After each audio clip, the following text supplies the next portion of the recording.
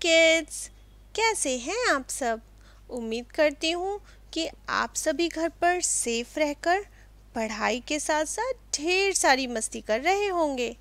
तो लीजिए, आपकी मस्ती को और बढ़ाने के लिए मैं यानी कि आपकी कहानी दीदी आपके लिए लेकर आई हूँ एक प्यारी सी कहानी।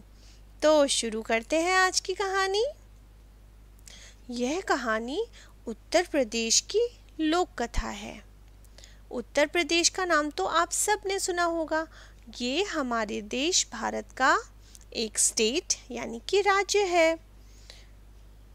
तो इस कहानी में ऐसा होता है कि एक बार एक छोटा सा गांव था। उस गांव में एक दादी और उसका पोता दोनों साथ साथ बहुत प्यार से रहते थे।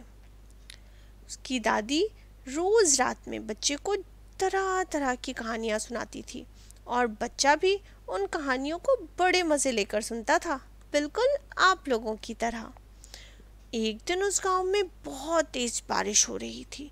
उस बारिश से उस गांव में रहने वाले सभी लोग बहुत परेशान थे। ऐसी बारिश जो पहले कभी किसी ने नहीं देखी थी। बुढ़िया की झोपड़ी में पानी जगह जगह से टपक रहा था, टिप टिप टिप टिप। इस बात से बेखबर पोता दादी की गोद में लेटा कहानी सुनने के लिए मचल रहा था। बुढ़िया खींच कर बोली, खींच कर यानी कि इरिटेट होकर, अरे बचवा, का कहानी सुनाए, ई टिप टिपवा से जान बचे तब ना। पोता फटाफट उठकर बैठ गया। उसने पूछा, दादी ये टिप टिपवा कौन है? टिप टिपवा क्या शेर और बाघ से भी बड़ा होता है? दादी छत से टपकते हुए पानी की तरफ देखकर बोली, हाँ बचवा, ना शेरवा के डर ना बघवा के डर, डरता डर बस ई टिप टिपवा के डर। संयोग से मुसीबत का मारा एक बाघ बारिश से बचने के लिए उसी झोपड़ी के पीछे बैठा था। वह बाघ तो पहले ही आंधी बारिश तूफान से घबराया हुआ था और बुढ़िया की बात सुनते ही वह और ज्यादा डर गया। अब ये टिप टिपवा कौन सी बला है? जरूर ये कोई बड़ा जानवर है, तभी तो बुढ़िया शेर बाघ से ज्यादा टिप टिपवा से डरती है। इससे पहले कि ये बाहर आकर मुझ पर हमला करे, मुझे ही यहाँ से भाग जाना चाहिए। बाघ ने मन में ऐसा सोचा और झटपट वहां से दुम दबाकर भाग गया। उसी गांव में एक धोबी रहता था। वह भी बारिश से बड़ा परेशान था। ऊपर से आज सुबह से उसका गधा भी गायब था। सारा दिन वह बारिश में भीगता रहा, जगह जगह गधे को ढूंढता रहा, लेकिन वह कहीं नहीं मिला। धोबी की पत्नी बोली, जाकर गांव के पंडित जी से क्यों नहीं पूछते? वे बड़े ज्ञानी हैं, आगे पीछे सबके हाल की उन्हें खबर रहती है।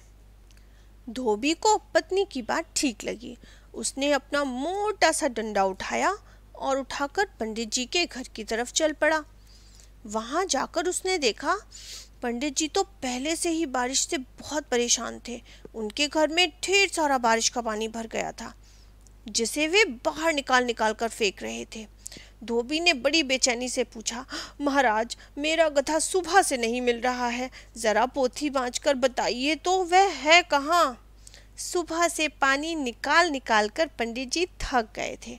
धोबी की बात सुनी तो झुंझला पड़े यानी कि इरिटेट हो गए और बोले, मेरी पोथी में तेरे गधे का पता ठिकाना लिखा है क्या, जो आ गया पूछने? अरे जाकर ढूंढ उसे किसी तालाब में, गड्ढे में। और पंडित जी फिर से लगे पानी निकालने। धोबी वहां से चल दिया। चलते चलते वह एक तालाब के पास पहुंचा। तालाब के किनारे ऊंची ऊंची घास उग रही थी। पंडित जी ने गधे को ढूंढने के लिए तालाब के पास या गड्ढे के पास बोला था, तो धोबी ने सोचा यहाँ पर देखता हूँ। जैसे ही धोबी घास में गधे को ढूंढने लगा, किस्मत का मारा बेचारा बाघ टिप टिपवा के डर से वही घास पे छिपकर बैठा था। शाम हो चुकी थी, इसलिए धोबी को कुछ ठीक ठाक दिख नहीं रहा था। अंधेरे की वजह से धोबी को लगा कि ये बाघ ही उसका गधा है। उसने आओ देखा ना ताव और गुस्से में बाघ पर मोटे मोटे डंडों से मारने लगा। बेचारा बाघ इस अचानक हमले से एकदम घबरा गया। बाघ ने मन ही मन सोचा, लगता है यही टिपटिपुआ है, आखिर इसने मुझे ढूंढ ही लिया। अब अपनी जान बचानी है तो ये जो कहे चुपचाप करते जाओ। आज तूने बहुत परेशान किया है, मार मार कर तेरा कच्चू मड़ी निकाल दूंगा आज तो मैं। ऐसा कहकर धोबी ने बाघ का कान पकड़ा और उसे घसीटता हुआ घर की तरफ लेकर चल दिया।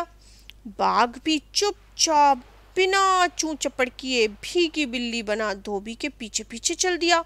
घर पहुंचकर धोबी ने बाघ को खूंटे से बांध दिया और सो गया।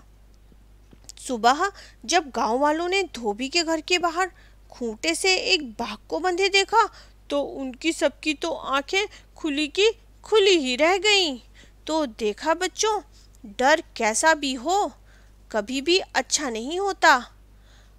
उस टिपटिपुआ के डर से उस बाघ को भीगी बिल्ली बनते हुए सब ने देखा। तो बच्चों, आज से ये बात हमेशा ध्यान रखिए कि डरना बिल्कुल भी अच्छी आदत नहीं होती है और हमें हमेशा हिम्मत से काम लेना चाहिए और कभी भी डरना नहीं चाहिए। अगर आपको आज की कहानी पसंद आई हो तो उसे लाइक शेयर ज़रूर करें और कमेंट्स कर कर मुझे बताएं। साथ ही मेरे चैनल को सब्सक्राइब करें और बेल आइकन को प्रेस करना बिल्कुल ना भूलें, ताकि जैसे ही मैं आपके लिए एक नई मज़ेदार कहानी लेकर आऊँ तो आपको उसका रिमाइंडर मिल सके। तो अब मैं चलती हूँ, फिर मिलेंगे अगली बार एक नई कहानी के साथ। बाय बाय बच्चों।